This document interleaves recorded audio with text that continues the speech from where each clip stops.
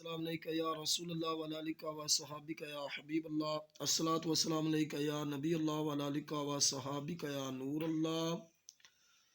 सखी सुलेमान पीर भी आए सान पाल, शौक हाजी दे मिलन दा दिल विच बहुत ख्याल।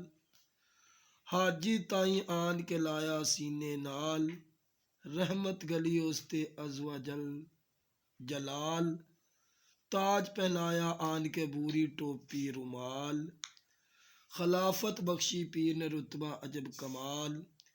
इजाजत देवन बैत दी देन फकीर दा हाल, ताजे खिलाफत दे के लावन सीने नाल। गैर वजूदों कड्डिया रिया ना कोई जवाल, अंदर दुनिया ओ दीन दे होसी तू खुशहाल।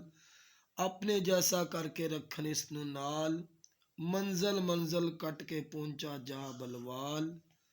एक दिन हाजी पीर भी करदे आन सवाल, मैनू विचों कढ के करियो खूब नहाल। सखी सुलेमान पीर भी प्याले देन प्याल, प्याले नू प्याल के मारन बहुत ख्याल।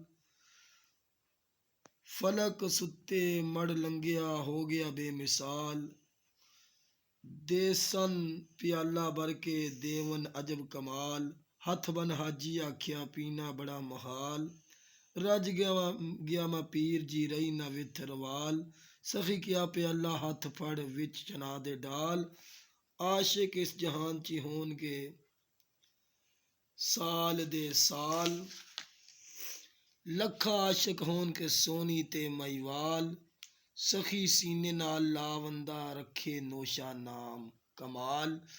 जा नोशा लाड़िया ग्यों तेरी शान बहुत कमाल, सिलसिला जारी तुदसा करसी जल जलाल। विच सिलसिले तेरे आन के रहे ना कोई कंगाल, पीर अमीर हैन जगत कीता दूर जवाल। दुमा चारे कोटे ते पैन जुनूबो शमाल, अरशद फकीर नू कीता ए नोशो ने खुशहाल।